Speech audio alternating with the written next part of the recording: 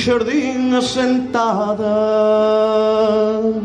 con un pente de ouro fino os seus cabelos penteaba.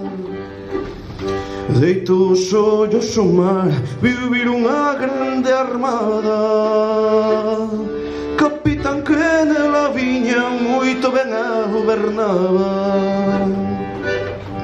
Diceme vos, capitán, desa tan fermosa armada, se viste lo meu marido na terra que Deus pisaba.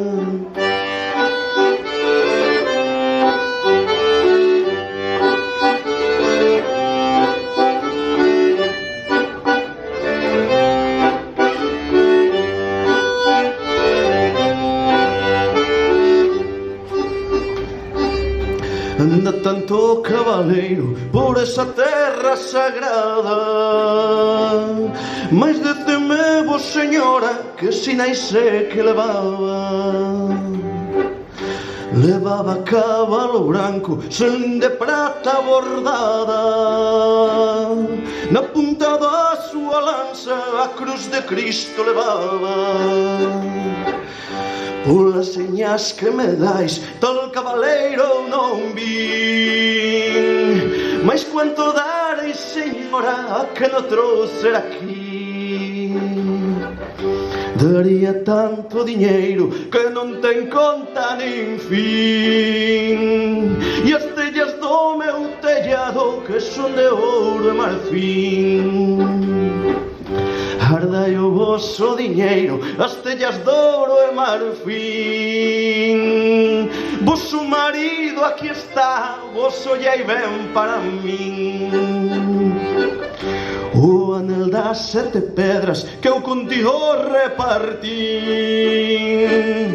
Onde está o teu metade, pois o meu teño aquí. E aquí acaba a historia desta pobre muller. Está a falar con seu marido, non o supo coñecer.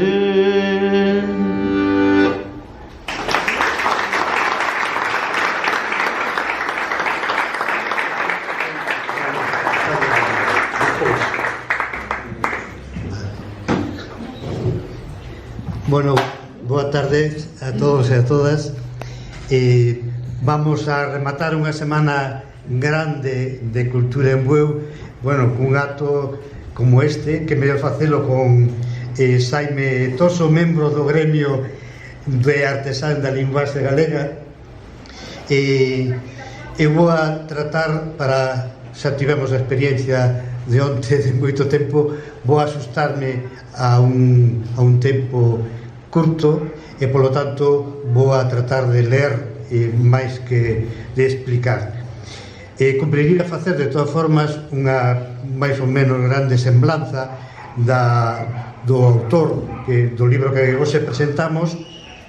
Vouno facer dunha forma máis ben resumida, o máis resumida posible, pois aquí somos todos coñecidos, ou casi todos coñecidos, todos coñecedes a Xaime, e, polo tanto, xa é algo que podemos evitar. Comenzarei dicindo que o territorio no que un vive e a visión que este territorio aporta na busca de solucións xa están explícitamente na obra de Xaime, non? A veces fai cedéndolle a palabra a esas outras voces que o suplantan nos seus relatos, e así a pregunta "Ti de onde es?" responde a personaxe de A Casa dos Alicerces Mariños de Xaime e di: "Dende a fiesta da miña habitación na casa dos meus pais míranse mares como mundos, son de Pescadoira." Bueno, Xaime é de Pescadoira desde 1955 e tamén mirou por esa fiesta. É pedagogo e mestre especialista en atención ao alumnado con cegueira e discapacidade visual, cofundador da Asociación Cultural Liboreiro no ano 1974 de Bueu. Na súa etapa universitaria foi membro das asociacións como o Galo, o Eixo tamén, agora presidente do Ateneo de Pontevedra e alma mater de múltiples eventos culturais que tamén se veñen a realizar aquí en Bueu, non? No seu haber de premios ten primeiros premios de narración e relatos do Murguía, do Concello de Paradela, tamén o Acésit no premio Modesto Rodríguez Figueiredo. Bueno, no relato, miña nai era un especialista en apañar verbas. Saime di: cando me fixen home, esa mentira parva que os maiores teñen que chamar a chegada do insomnio, embarqueime de mariñeiro de altura. Saime, grazas por embarcarte nesa singradura vital, porque síntote como mariñeiro nese mar das palabras que marea tras marea te fixo madurar, mergullándote na estética literaria e que che deu forzas para escribir e publicar esos fermosos libros, esos contos, eses relatos, eses artigos, como ou eses libros tamén como Maduro e Rostro da Memoria, As palabras que move o mar, Caderno do mar, Protexero invisible, As serras orientais, poemarios como Un lume de mastro. Algúns deles son inéditos, non? Pero tamén numerosos relatos, poemas publicados en libros colectivos, en exposicións, revistas, etc. E agora, o que importa, estamos aquí para presentar este fermoso libro A casa sen nós. No seu conxunto, a obra de Saime semellaseme a unha árbore construtora de dornas e traíñas, mas non un árbore calquera, senón unha mestura de mangle vermello con outras árbores enlleiras do país, pois ten fondas raíces aferradas á terra, pero tamén nun mar que mira cara ao infindo do océano. Árbore cal carballo, con follas lobuladas de novelas e relatos onde a imaginación remóntanos a vivencias que suxiren lendas. Nela agroman tamén, como mestura de piñeiro, acículas finas de poesía, onde os sentimentos xogan a transformarse en palabras e as palabras o fan en sensacións. Podémolo comprobar co libro que Ose nos trae aquí, un rosario de poemas que os sentimentos lense mellor cos beizos do corazón, pois así xorden como furacán de liberdade ou como ardentía de marea no reflexo dunhas bágoas. E máis en esta que xa nos anuncia Saime anos atrás, cando en Caderno de bitácora dun mariñeiro sentimental manifestaba: hai un furacán entrando por os teus ollos. Nunha entrevista que estes días fixeron para a prensa, das varias que saíron publicadas, Saime fala das dúas grandes metáforas deste poema, eu diría dunha grande parte da súa obra poética, que son o mar e a casa. Termos que el mismo matiza e cualifica: o mar, espazo aberto, ilimitado, horizonte sin límites, como a paisaxe persoal, etc. A casa, por nós mesmo, a nosa intimidade, a construción do nós mesmo, a casa como memoria. Pero hai que ter en conta que a memoria está chea de esquecimento, ou como tamén di Mario Benedetti, o esquecemento está cheo de memoria. Pero Saime ten memoria, e non deixou que o esquecemento se apropiara do pasado que aniña nos soños, e tampouco dos que seguen a habitar a súa casa. Casa que dende o 4 de xaneiro de 1857 ten evocacións dos Domínguez, conservadas pola salmoira da súa chanca, que recita letanías cos nomes de José Domínguez Fontela, dos bisavós Francisco Antonio e Ramona, dos avós papá Francisco e mamá Amancia, dos tíos Paco e Amalia, e como non, de papá e mamá con José Ramón, Susana, Marta, María e tantos outros como mesmo Saime. Estou seguro de que Saime, cada vez que pensa, que mira ou escribe sobre a súa casa ou a súa paisaxe de pescadoira, pareceralle que o tempo non existira, que as cousas non se moveran, que fora onte cando, ou como el chega a decir, a tristura traboume implacable os seus dentes. Pero xa que estamos entre amigos, non nos poñamos tristes.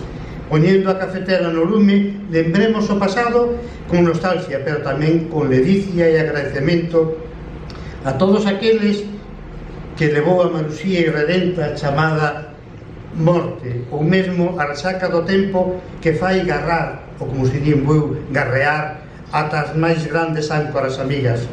A mirada do pensamento amósame un amigo e confidente común chamado Pin. Xaime foi e será un meniño pola praia, un meniño que recolle caramusos de experiencias polos penedos e punchas de resonancias magnéticas nas areas da praia e que as engarza en colares perfectamente combinados para amosar as esencias dos povos do mar, deste mar galaico como algo máis que de memorias de esquezo. Atrás quedou o tempo en que Xaime pensaba que a boca do poeta era cova, oquedade, alveolo escuro e sinistro de paredes cubertas de barolo. Agora, xa coa sabedoría do tempo, achégase máis ao que dixera Octavio Paz. O poeta ten unha voz que misteriosamente é e non é a súa. A pesar de todo, ás veces deixa que as palabras cañan como poutadas no caixón de madeira cargado de peixe que dous homes carrezan cara a lonxa onde se subastan os soños das sereas. Xaime, cando escribe poesía, evoca paixón, sensibilidade, mundos interiores, e cando relata ou escribe prosa, zumega poesía, que estende máis aló do mar do horizonte de equilibrio. Para que poidan comprobar isto, achéguense a obra de Xaime, achéguense unha e outra vez, mais aos que cobizades un prazer pleno, vou revelar un segredo. Léalo coa mirada dilatada por crepúsculo no penedo de Pescadoira, sentiránse envoltos nunha sublime salgada coreografía onde a poesía de arquitectura renovada armonizará a danza dos carromeiros cos son marcados polas ondas da brisa e do cormorán, contrapunto do rallar das gaivotas. El mismo di en este libro: a luz cómplice da tarde que me envolve contáxiame cunha indiferencia que me convirte en nun deus ou nun insecto. Xaime, amigo no mar da paixón, grazas por este agasallo e, mentras esperamos ao próximo, seguiremos os teus consellos e todas as noites embarcaremos nos nosos sonhos. Gracias.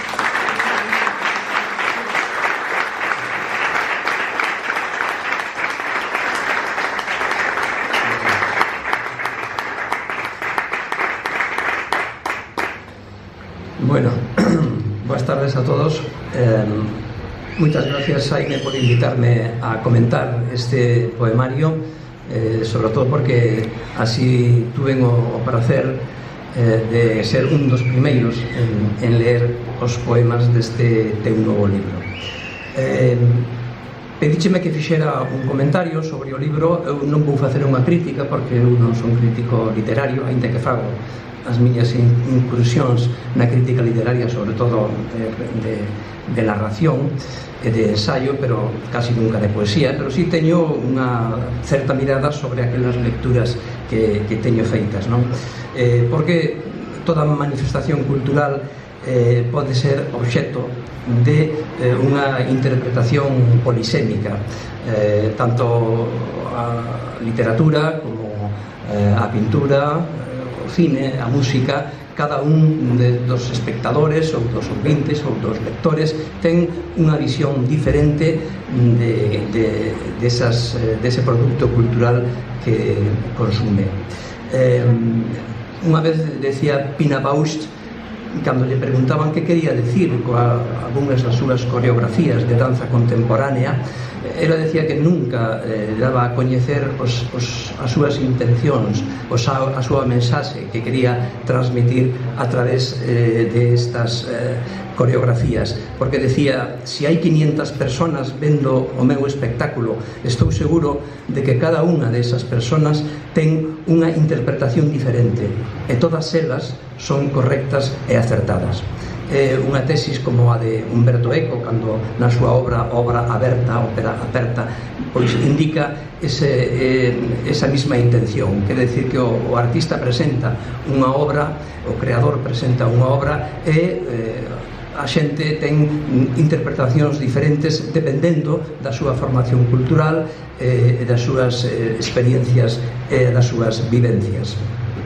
E, naturalmente, incluso aqueles grandes críticos pois teñen opinións que a veces sorprendentes, non? A min, por exemplo, sorprendeume que Tolstoi, que é un gran escritor, pero que tamén facía crítica literaria, non apreciara, por exemplo, a obra de Shakespeare, non? Un dos grandes críticos españoles, Clarín, que é un dos grandes escritores, hai que ler a súa obra La Regenta, que é unha das mellores novelas do século XIX español, era no seu tempo o mellor crítico literario. Sin embargo, rechazaba as obras de Valle Inclán e louvaba precisamente as obras de un escritor que hoxe en día casi ninguén coñece, que é Armando Palacio Valdés, non? É dicir, que estas cousas sorprendentes pois dannos a entender que cada persona ten unha visión diferente da mesma obra de arte. Así pois, eu vou dar tamén unha opinión sobre este poemario que lín de corrido, porque gustoume, atrapoume o seu ritmo, a súa linguaxe, o mar, que está presente, é o protagonista do poemario. Fai tempo leín un libro de narracións breves de Sergio Ramírez. Como sabedes, Sergio Ramírez é un escritor nicaragüense que formou parte do Frente Sandinista que derrocou a dictadura en Nicaragua e despois dedicouse activamente á literatura, que é o que lle gustaba. Foi nomeado Premio Cervantes fai un par de anos. Ten un libro de relatos que se titula Flores Oscuras e un deses relatos titúlase Non me vayan a haber dejado solo, que, por certo, é un verso dun poema de César Vallejo. Neste relato, el parte dunha fotografía dun grupo familiar, da súa familia, que se fixo na entrada dunha casa na que el viveu na súa infancia durante moitos anos. A través desta fotografía e dos personaxes que aparecen nela, vai recorrendo as diferentes estancias da casa e retomando as lembranzas da súa infancia, dos seus primeiros anos, e vai narrando o que lle pasou naqueles anos, e vai tamén dicindo como eran as distintas habitacións, as distintas estancias de esta casa na que el viveu tantos anos, non? A casa, entonces, Valdeira, era escenario de unha fotografía de familia na que aparecían os seus pais, os seus irmáns, os seus primos e algúns tíos tamén.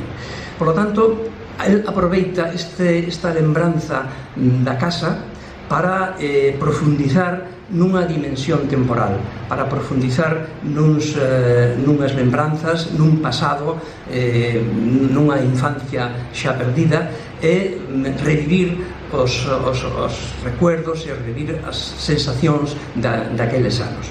Este poemario, A casa sen nós, fíxome recordar este relato de Sergio Ramírez, porque aquí tamén utilízase a casa como elemento simbólico para viaxar tamén nunha dimensión temporal a un mundo que xa non é, a unha infancia, a unha adolescencia, a uns anos que xa pasaron.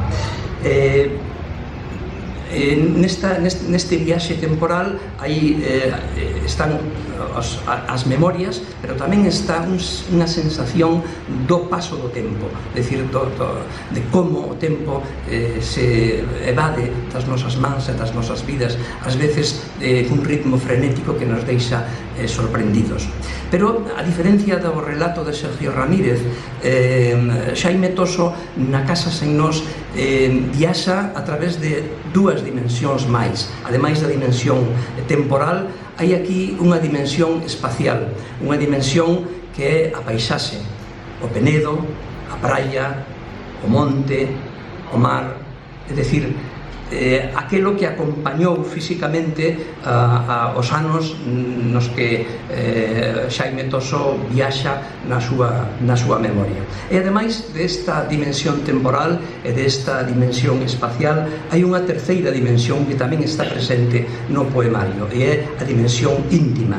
Aquí está o amor en algúns destes poemas, aquí está a sensualidade, aquí está a tradición, as costumes, os persoaxes que el recorda, aquí están os sentimentos que el tiña daquela e os sentimentos que nesta idade faille recordar os que tiña entonces naqueles anos. De modo que a través de A Casa Sen Nós, Xaime viaxa en tres dimensións: a dimensión temporal, a dimensión espacial e a dimensión íntima. Os poemarios que viaxan a estas tres dimensións están clasificados en tres apartados. Hai un apartado que se chama Mareas, hai un apartado que se chama Materiales de Mar e hai un tercer apartado que é os cadernos en escrita. O que respiran estes tres apartados é mar. Este libro sabe amar. Este libro, cando se lee, e despois de leelo, deixanos unha especie de pozo marítimo, sobre todo a xente que, como a min, son fillo de mariñeiro e vivín moi cerca as vivencias, as preocupacións, os sentimentos da xente do mar e do mar en si mesmo. Este libro a min tamén me transportou nunha viaxe poética a eses anos nos que eu vivía nun ambiente mariñeiro. Por lo tanto, penso que o protagonista do libro é fundamentalmente o mar.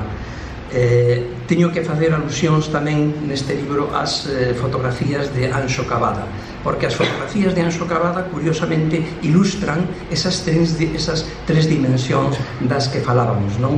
A dimensión temporal, aí están plasmadas en fotografías cousas que xa non hai, que foron nun tempo, a dimensión espacial e a dimensión íntima tamén. Estas fotografías de Anxo Cavada ilustran esas tres dimensións e é curioso que remitan, naturalmente, ao sentido da vista, e que o primeiro verso do primeiro poema deste primeiro libro sea: o verbo que máis veces conxugamos é ollar. As fotografías ollanse, os poemas léense. Por eso é unha, digamos que é unha componenta perfecta que estas fotografías de Anxo ilustren este poemario, dando algunha especie de luminosidade a algúns dos poemas que se escriben nel. A min gustanme moito as alegorías culturais que de vez en cando deixa caer Xaime, referencias a Robinson Crusoe de Daniel Defoe, referencias ao Capitán Ahab de Moby Dick, que acabanse de cumprir 200 anos do centenario de Herman Melville, pero despois citas de Tom Waits, de Susan Sontag, de Paul Celan e dun escritor que eu admiro profundamente, como supoño que Xaime tamén, por se que o cita, que é Ricardo Piglia, non? Bueno, eu iba tamén a falar un pouco da casa, pero coido que xa todo en relación coa casa a que se refire, que a Casa Sen Nós xa fixo unha lembranza bastante aproximada a esa casa que todavía existe, que esmorece e que é unha pena que este aí casi derrumbada. Eu cada vez que paso por ela, paso casi todos os días, sinto unha especie de sensación inquietante de a ver que vai pasar con esa casa, non? Me gustaríame que permanecera estéticamente igual que está ahora, aínda que, como sabemos, as especulacións urbanísticas ás veces non permiten que lugares como ese curruncho de esa zona permanezca, penso eu, casi igual que fai 100 anos, non? Bueno, eu recoméndovos a lectura deste libro, pero non vos recomendo unha lectura intelectual, recoméndovos que vos deixedes levar pola lírica desta outra Atlántida como a de Juan Ramón Jiménez. Esta é a lírica dunha Atlántida galega, a de Juan Ramón Jiménez é máis extensa, pero deixadevos levar polo ritmo, deixadevos levar por a corriente poética que están nestes versos, non? Son uns versos ricos en expresividade, ricos en vocabulario, uns versos que ás veces a min pareceme que están moi pertos do surrealismo, outras veces son prosas poéticas, por exemplo, por ler donde pon tinta negra de mensaxe, é un poema, pero é un poema escrito en prosa. A botella que aboia entre ondas, fechada cun tapón que impide o seu afundimento, é a mensaxe. Non hai nada no seu interior. A información que transmite é, polo tanto, sensorial. O tacto rugoso do arneiro que foi cubrindo o vidro, o reflexo do esqueleto no aire das chalanas a apodrecer na metamorfose do esteiro, seu inestable equilibrio para zafar dos rochedos contra os que bate, o pulo xigante de resaca que avara en seco o son das palabras con que trazamos esa deriva. Outras veces adopta estes poemas, sobre todo os máis pequenos, semellan aforismos, non? Por exemplo, este que se titula un dos cadernos en escrita, que di: a intimidade que comparten a dor e o prazer é a do xemido. Este é un aforismo perfecto para calquera que sea aficionado a ler aforismos. E outras veces estes pequenos poemas tamén parecense a ese xénero japonés que se chama haiku, non? Por exemplo, o poema que pecha este poemario, que tamén forma parte dun material de mar, é: o mar é unha certeza de abismo no rumbo da balea. Este é un haiku, na miña opinión, tamén perfecto. Bueno, eu non teño máis que decir que recomendar a lectura deste libro e que vos deixedes levar por a prosa, por a poesía, polo ritmo, por todo o que envolve estas escritas de Xaime Toso. Moitas gracias.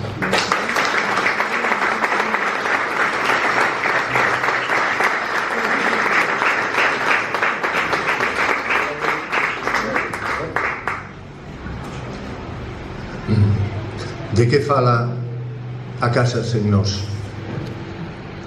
Fala dun periplo vital, o meu, relacionado cun territorio material, coa presenza do mar, como en Vigo, do mundo que rodea ao neno que eu fun.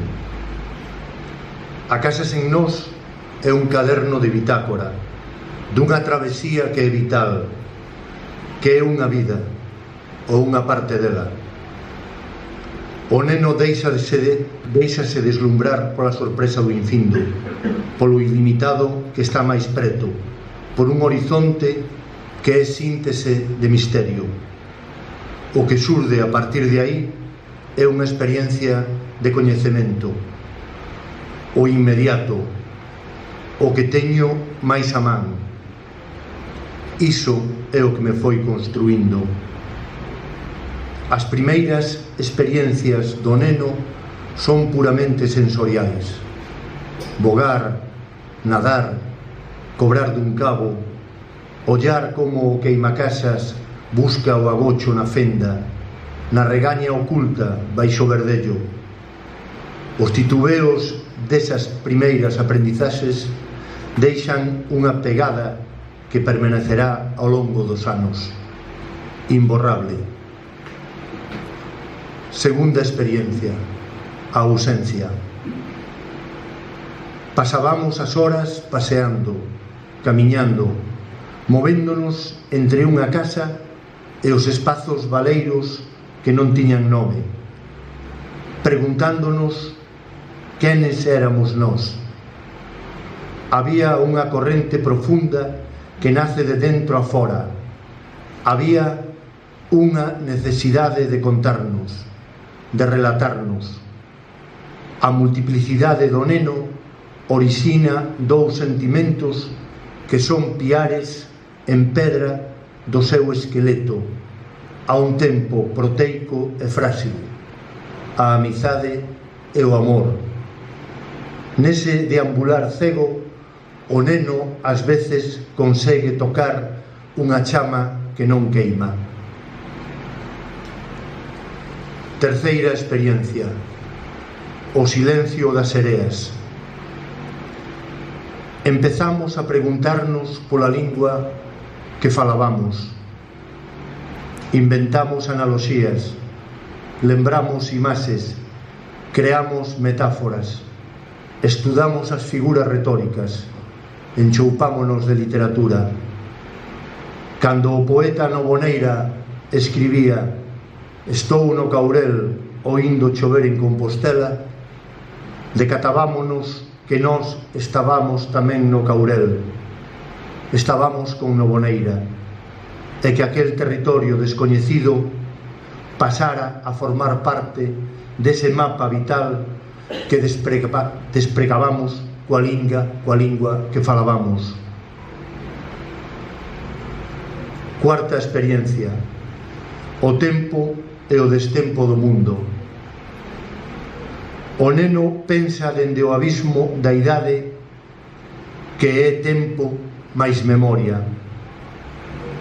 Nese panterro circular onde o neno foi cumprindo seiras, ciclos e estacións, concorda con dous escritores que nunca deixa de consultar.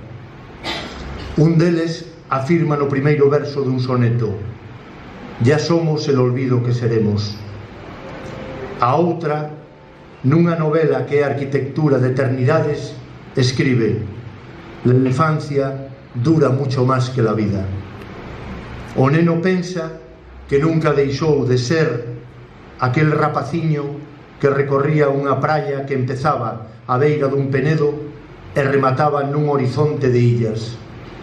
Nesa praia, o neno falaba coas constelacións mariñas da baixamar, unha vía láctea de organismos únicos.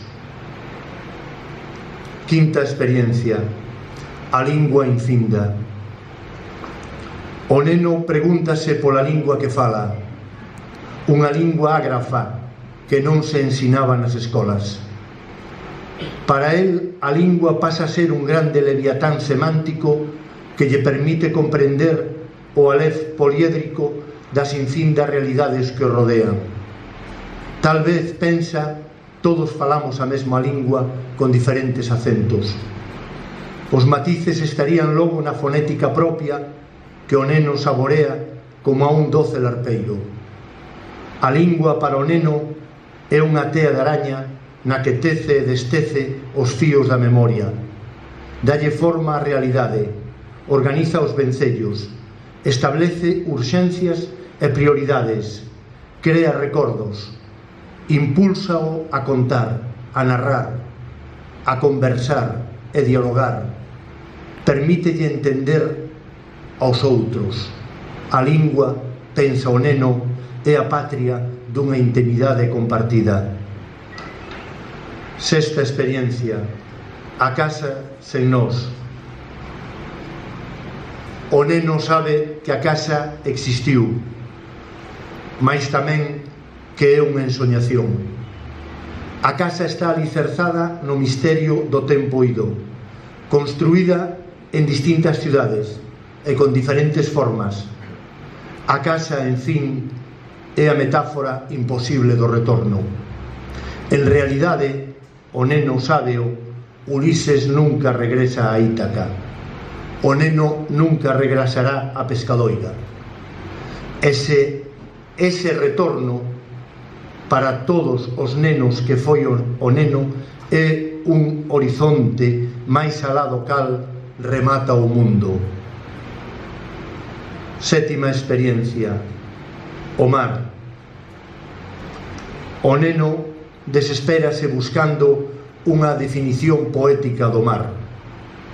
Cando coida que a atopa, o mar é unha certeza de abismo no rumbo da balea, o neno decátase que estivera buscando unha definición para el mesmo.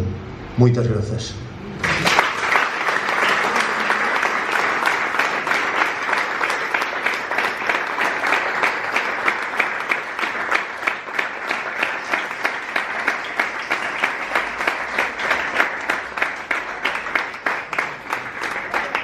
Moitas grazas a todos vos por vir.